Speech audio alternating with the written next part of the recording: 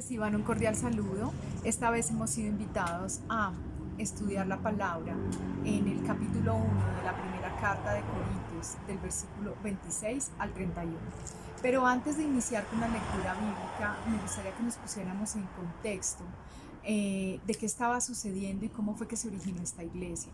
Corinto era una ciudad muy grande, con 3 puertos gigantes, era una ciudad de naturaleza comerciante. Allí se hacían grandes negocios, no solamente en el Mediterráneo, sino también Asia y África.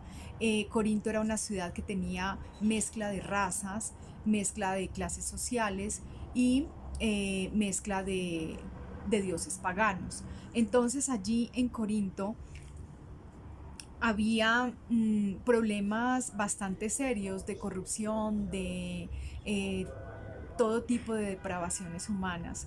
Principalmente ellos estaban llevados a darle placer al cuerpo, todo lo que esto, eh, todo lo que los llevara a esas prácticas, ellos las predominaban en esta ciudad. Entonces allí había un templo gigante para una diosa, la diosa Afrodita, la diosa del amor, la diosa del sexo y muchísimas diosas más. Allí es a donde llega Pablo, a este lugar de debilidad, de perversidad, donde no había gente tan importante, gente digamos, tan correcta como para poder formar una iglesia. Sin embargo, allí Pablo, al saludarlos, cuando les escribe la primera carta, les dice que son un pueblo santo, que son el pueblo santificado en el nombre de Jesucristo.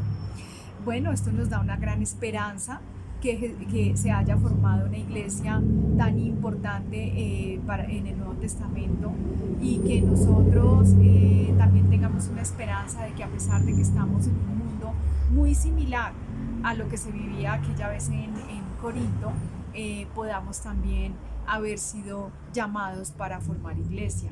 Entonces dice el versículo 26: hermanos, deben darse cuenta de que Dios los ha llamado, a pesar de que pocos de ustedes son sabios y según criterios humanos, y pocos de ustedes son gente con autoridad o pertenecientes a familias importantes. Entonces aquí lo importante es saber que Dios, a pesar de todas estas debilidades y de que no eran personas importantes, personas sobresalientes intelectualmente, ellos habían sido aún así llamados por Dios.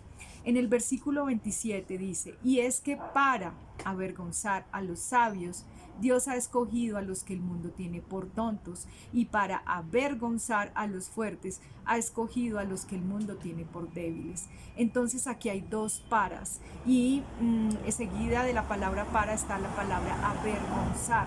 2 veces en este corto versículo es nombrada. Entonces aquí deberíamos de hacer una pausa y analizar: ¿avergonzar a quién? Está diciéndolo muy claro aquí la palabra: avergonzar a los fuertes y avergonzar a los que tienen el poder desde el punto de la sabiduría humana. En ese entonces allí también habían filósofos intelectuales, estaban en Grecia. Entonces había una guerra de intelectualidad y de doctrinas de muchos tipos, de muchas clases. El 28 dice: Dios ha escogido a la gente despreciada y sin importancia de este mundo, es decir, a los que no son nada, para anular a los que son algo. Vuelve y nos dice: Dios ha escogido. ¿A quién? A la gente despreciada sin importancia, ¿sí? ¿Para qué?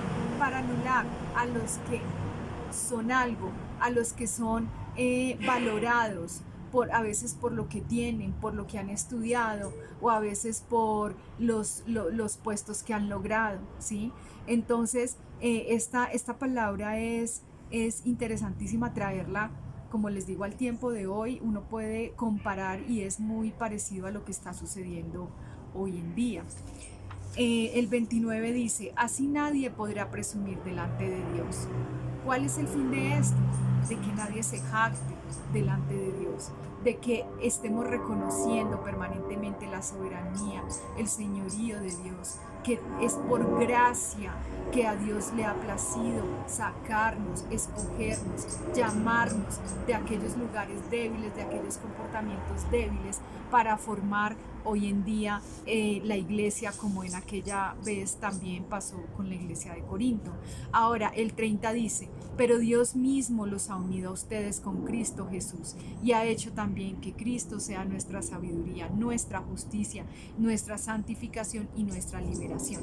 En este 30 hay un pero, hay como una advertencia, hay como un contraste donde el apóstol Pablo nos invita a que reconozcamos cuál es la verdadera sabiduría, la eterna, es la que proviene de la unión con Jesucristo. Esa es la verdadera sabiduría de Dios, la que a través de su Santo Espíritu va dando fruto y nosotros vamos a poder llevar este mensaje del Evangelio de Cristo a otros.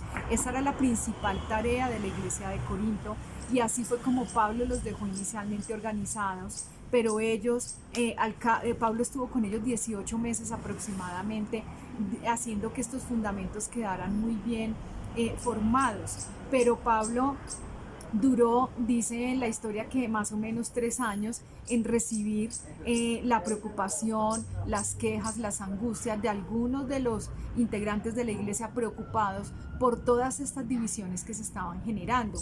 Especialmente este pasaje nos habla de una división por guerra de sabidurías. La sabiduría del hombre intelectual y la sabiduría, la que proviene de Dios, que es a través de su Hijo Jesucristo. Entonces lo que Pablo les está diciendo es: recuerde para lo que ustedes han sido llamados, para lo que ustedes han sido escogidos.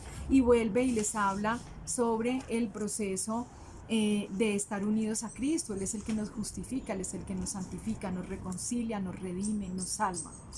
El 31 dice: de esta manera, como dice la Escritura, si alguno quiere enorgullecerse, que se enorgullezca del Señor.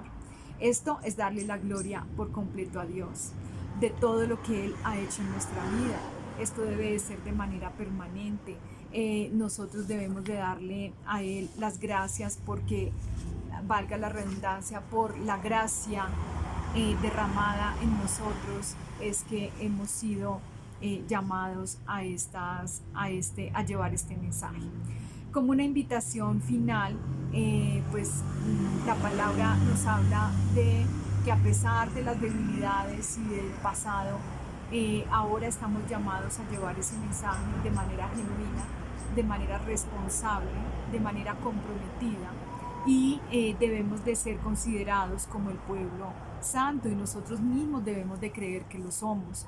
Debemos de permanecer en unidad con Cristo y con su iglesia, dar las gracias a Dios por todo y siempre darle la gloria a Dios por todo lo que pasa en nuestra vida. Que tengan una feliz semana.